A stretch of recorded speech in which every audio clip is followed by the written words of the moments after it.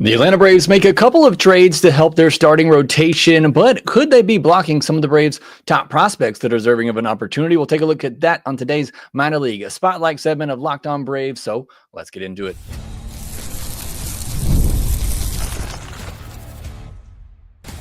You are Locked On Braves, your daily Atlanta Braves podcast, part of the Locked On Podcast Network, your team every day.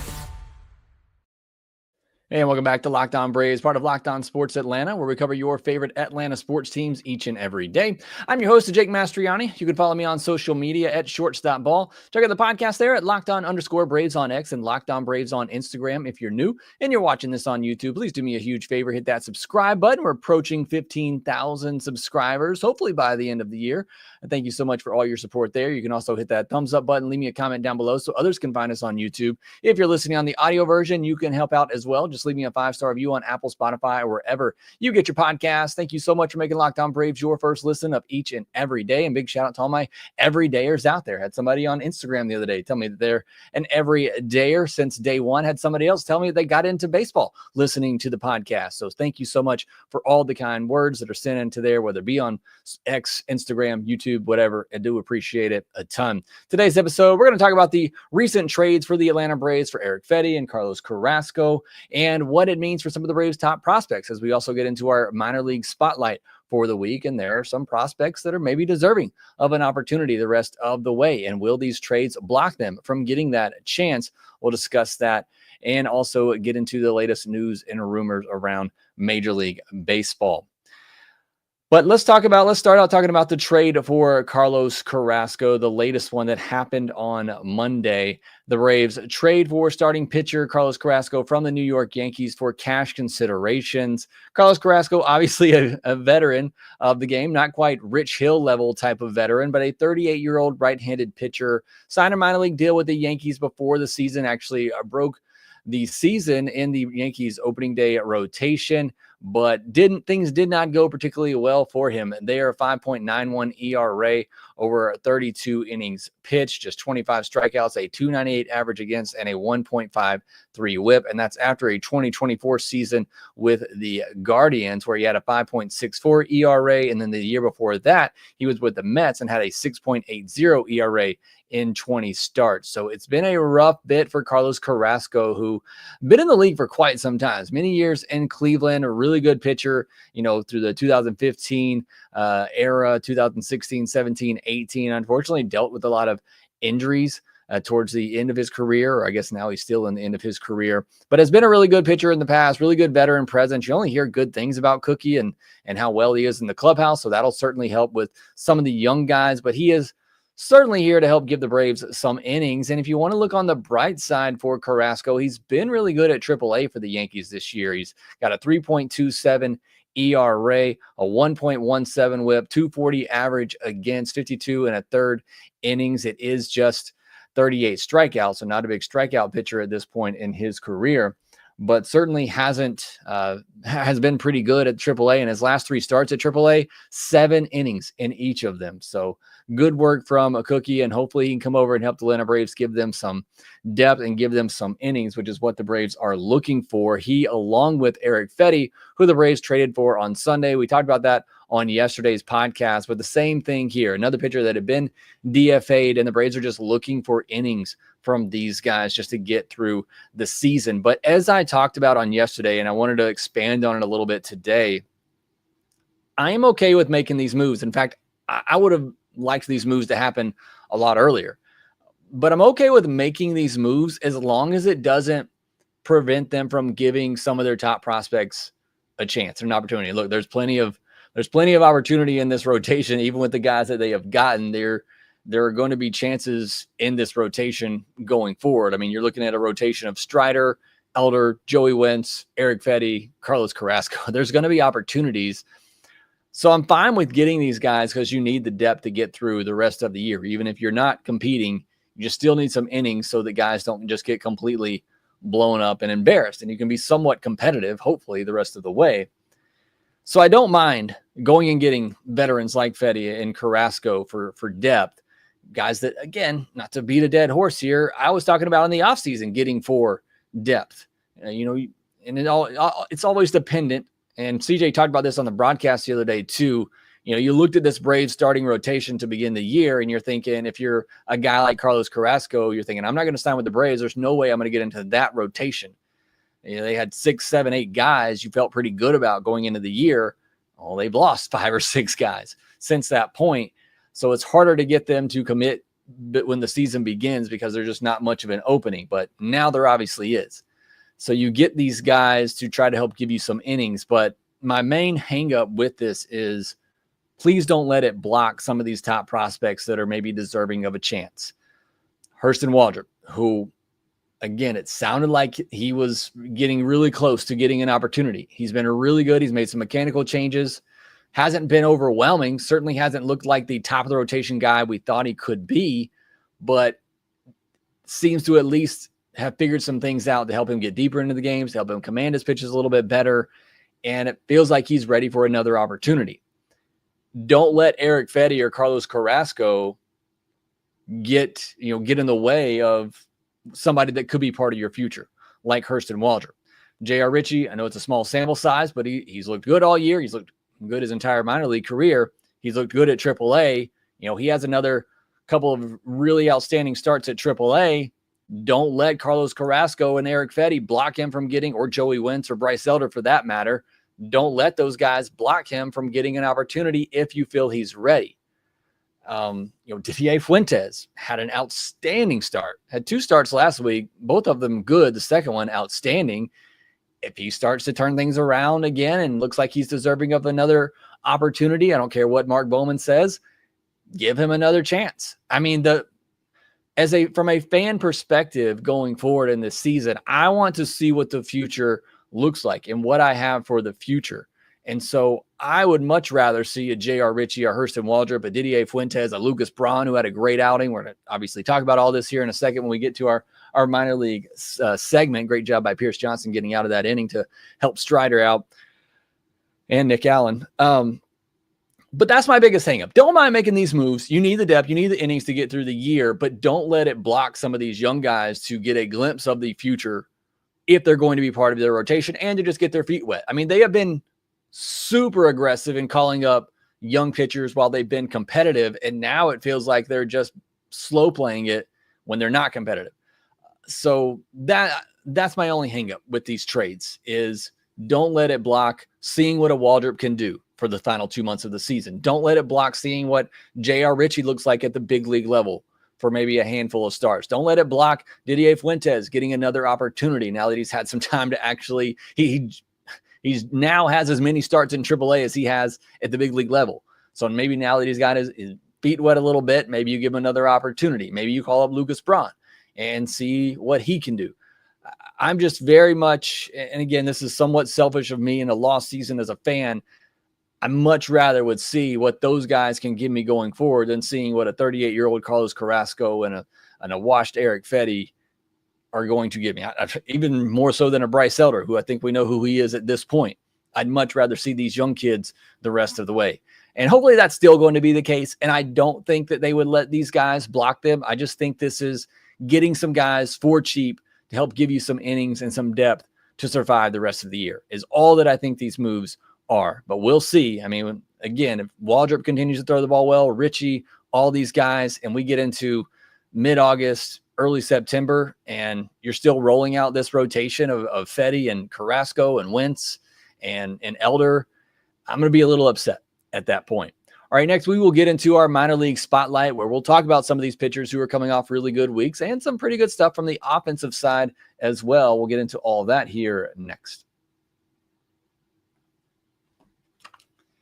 Today's episode is brought to you by Gameday Hue, and so that's why I'm wearing this nice fresh hat that I got on right here for Locked On Braves fans like me. This one absolutely hits it out of the park. Gameday Hue makes clean, no logo gear with team-inspired colorways for every pro and college fan base. It's all about letting your colors speak for you. No giant logos, just smart, versatile style that works on game day, on the course, or anywhere in between. The hat pairs perfectly with my usual gear. It doesn't replace my team's logo stuff. It just adds to the lineup.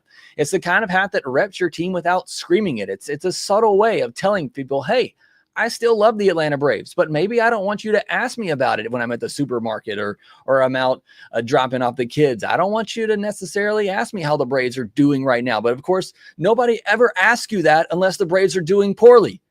But you still want to rep your team. You want to rep the Atlanta Braves. Gameday Hue can help you out with that. And it's not just hats. You can check out their split shade gloves for the golf course, or the perfect gift for the fan who has everything. And right now you can get 15% off with code MLB15 at GamedayHue.com. That's GamedayHue.com. The code even stacks on bundle deals. So now's the time to load up. Let your colors talk, because colors speak louder than words. That's GamedayHue.com, code MLB15. Well, thank you as always for making Locked On Braves your first listen of each and every day. Go check out Locked On MLB for your second listen of the day. Slowly getting you caught up with everything happening around at Major League Baseball, all the biggest trade news, and also the guys over at MLB Game Night getting caught up with the best highlights from each and every night. And make sure you're subscribed here as well at Locked On Braves if you're not already, because not only will you get this podcast, but you get the postcast with me and Lindsay. We'll be talking about hopefully what's going to be a Braves win and another Ronald Acuna Jr. home run here in a second, because we don't see too many of those here lately. So make sure you subscribe to Locked On Braves on YouTube or wherever you get your podcast. All right, let's jump into our minor league segment here and talk about Gwinnett, where Eddie's Leonard had a couple of really good weeks here for Gwinnett. 6 for 19 last week, 2 doubles, a triple, a home run, 7 runs batted in, and 4 walks. Carlos Rodriguez went through a bit of a slump, but starting to pick things back up. He had 6 hits last week, including a double, a home run, 2 walks, and a stolen base. Jarred Kelenic, I just keep mentioning him because people keep asking about him and talking about him.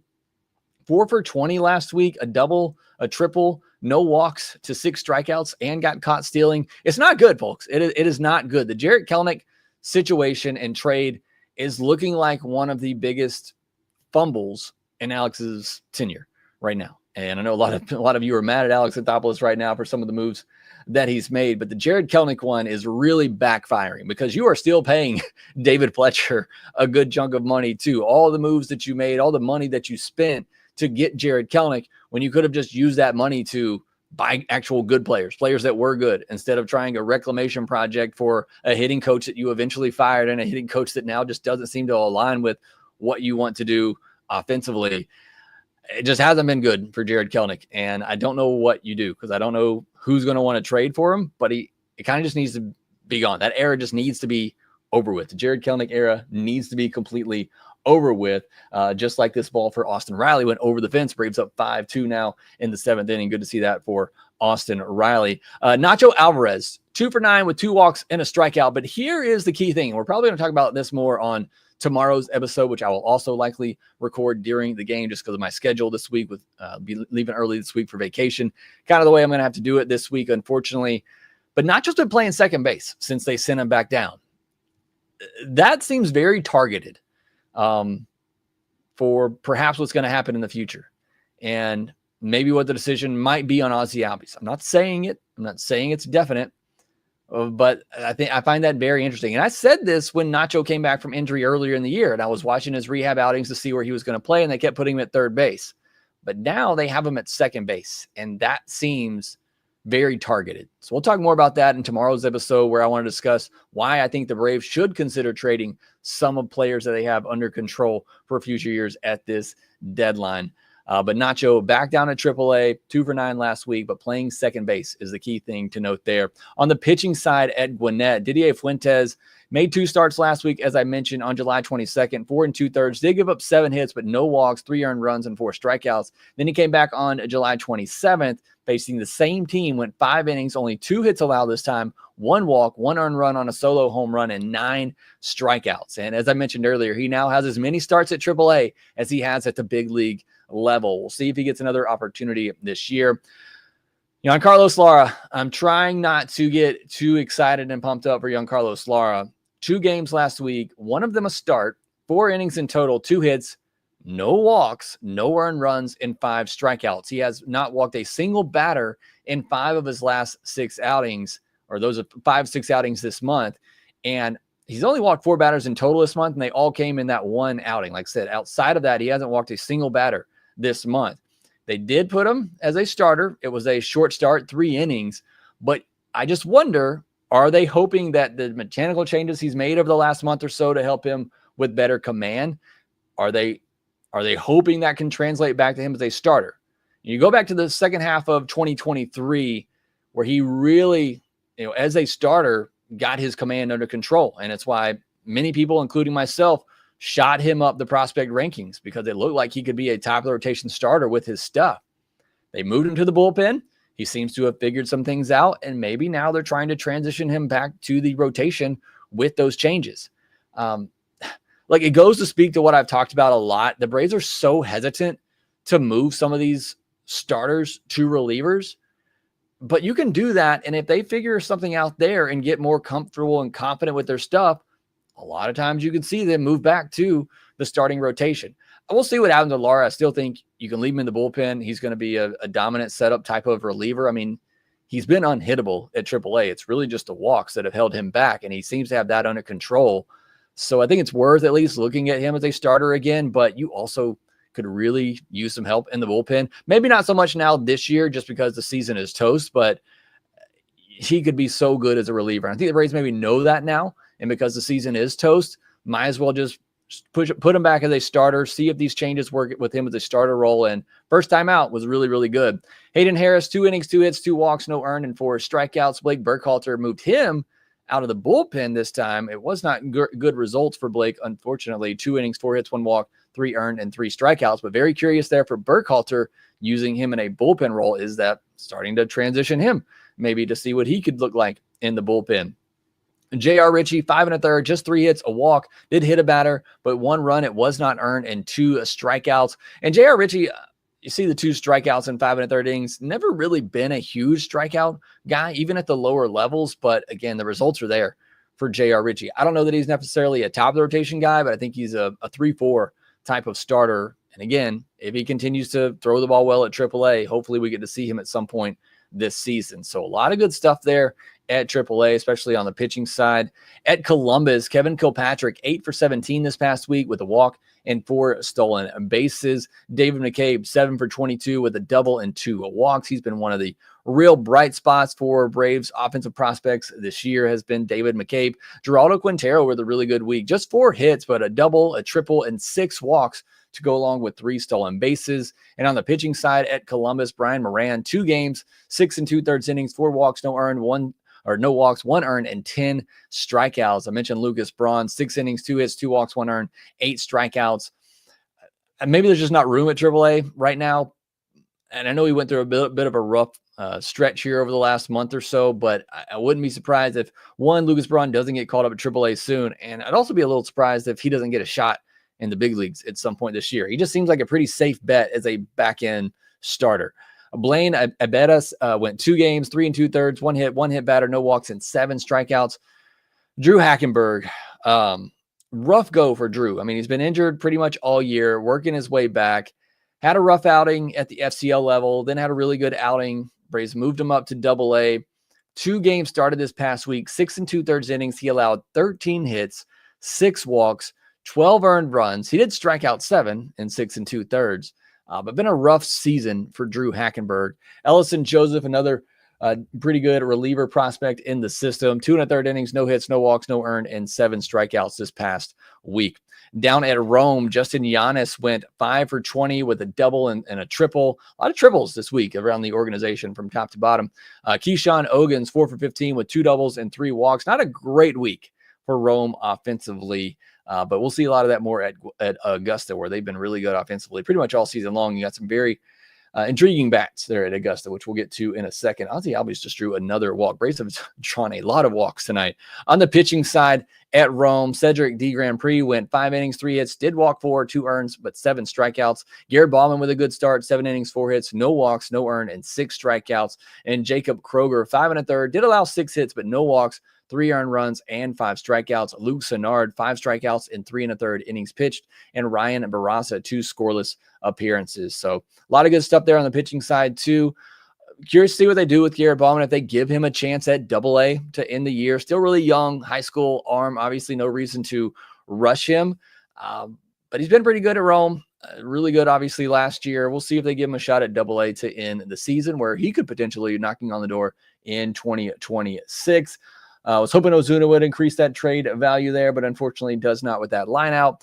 At Augusta, Isaiah Drake, 10 for 24 this past week. Also had a home run in there with 3 stolen bases. He's had a very good season, making some better swing decisions at the plate, which really plagued him early. I mean, high school player, obviously you got to be very patient with him, or a high school draftee, but he has made some huge strides this year. And I feel like he takes another step in his development next year, you could be looking at a really good hitting prospect in the Braves system, really toolsy type of player in Isaiah Drake. Similar to me and Kevin Kilpatrick, who is also in today's rundown, somebody with just a lot of tools, but obviously, much higher ceiling, I think, for an Isaiah Drake. Kevin Kilpatrick, I think he was taken like the last round of the draft. The Braves actually put up some good money earlier in the draft for Isaiah Drake, but kind of that similar build, just very athletic, but tough swing decisions. And if they ever figured it out, you're looking at a 5-tool type of 2020 player. Eli Campos, also at Augusta, 6 for 19 this past week with a triple. I mentioned the triples were all over the place this past week. 2 walks, 2 stolen bases. Owen Carey, 6 for 22 with 2 doubles, 2 walks, and a stolen base. Douglas Glad, also 6 hits, 2 doubles, a home run, and 3 walks. Erick Hartman, 6 hits, including 2 doubles, a home run, 3 walks, and 3 stolen bases. And then Nick Montgomery, 5 for 15, a double, and 2 walks.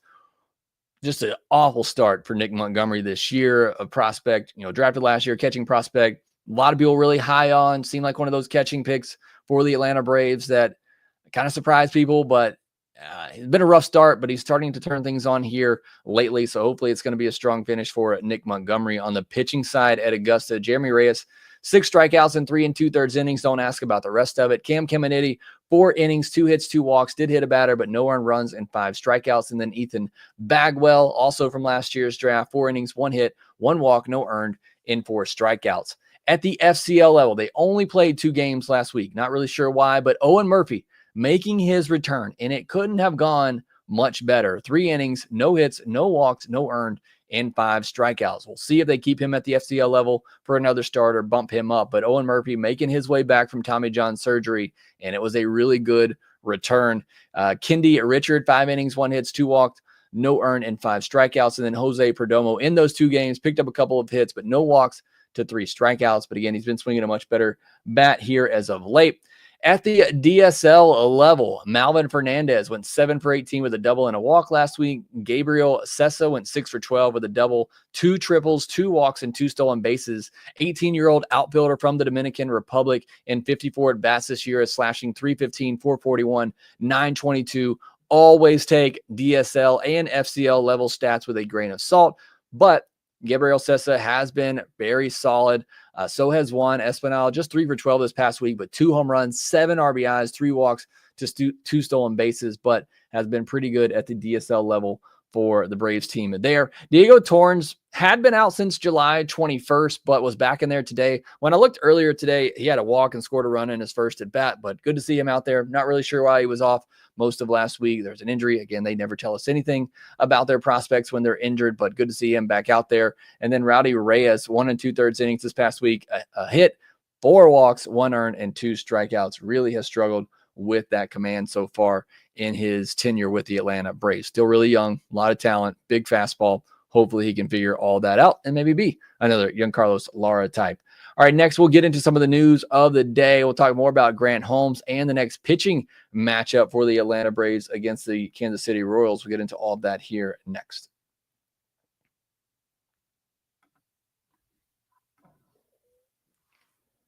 So it unfortunately sounds like pretty bad news for Grant Holmes, as Brian Snickers basically, or he did say that he's weighing his options, which typically means he's deciding whether or not to get an internal brace or full-blown Tommy John surgery. So it is not looking good for Grant Holmes, and like he could be out for quite a while. And that's tough. I talked earlier in the podcast about the idea, and I talk about this a lot, the idea of moving somebody to the bullpen, knowing that they can come back and be a starter.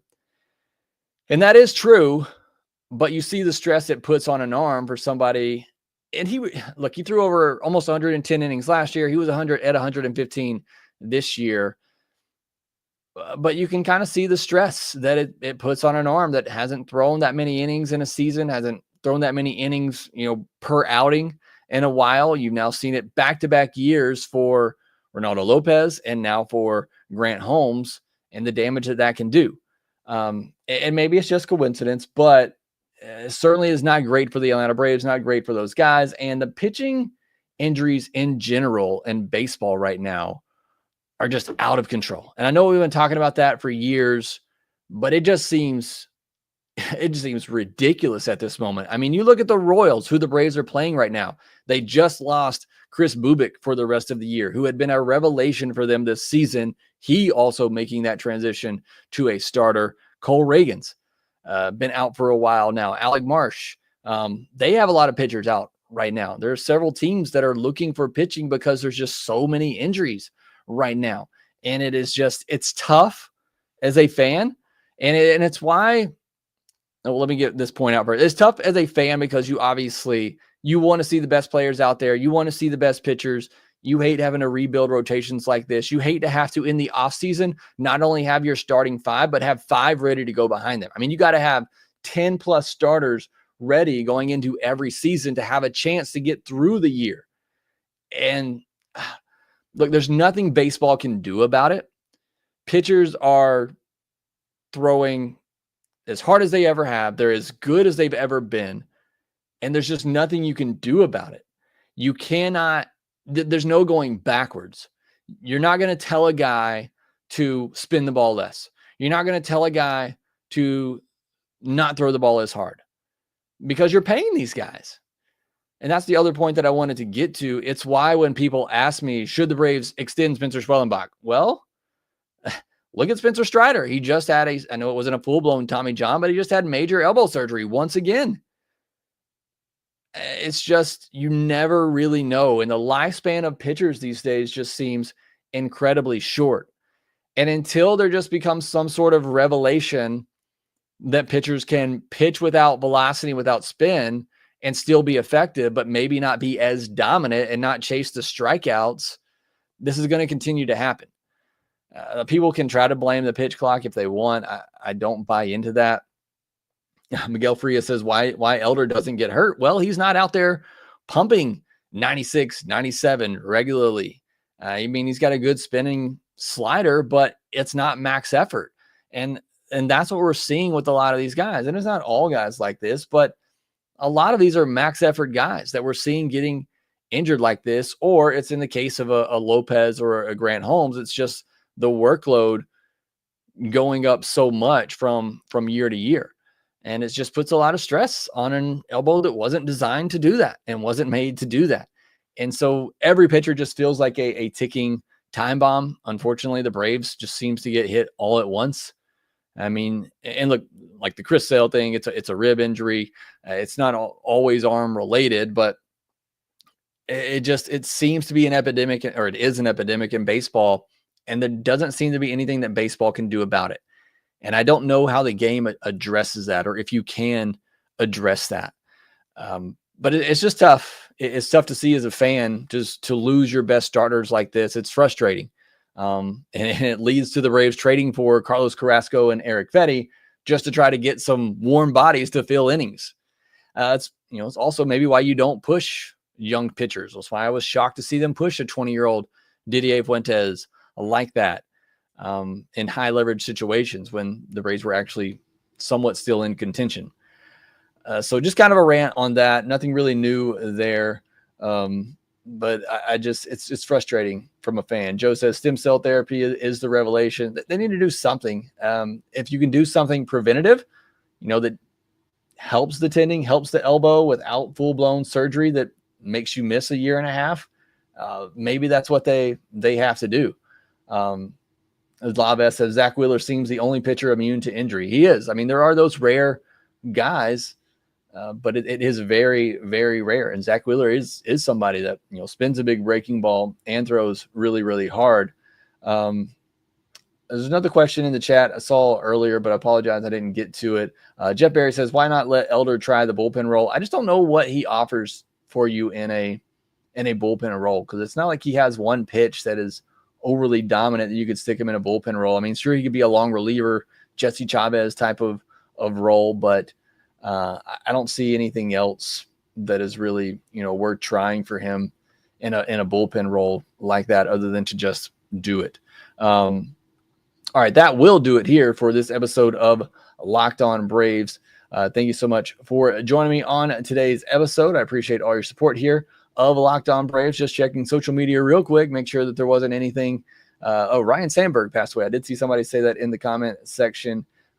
That's a real bummer because loved Ryan Sandberg coming up as a kid. Obviously, you had TBS where we watched the Braves, but you also had WGN watching the Cubs, and Sandberg was one of those fun players that you like to watch growing up. So hate to hear that. Also, Eugenio Suarez was apparently hit on the hand. It sounds like there's no fracture there. X-rays coming back negative, but is going to get some more tests. So that's unfortunate timing for the Diamondbacks and for those teams looking to acquire a big bat, but maybe does help out Marcell Ozuna's trade market a little bit if that is to be the case.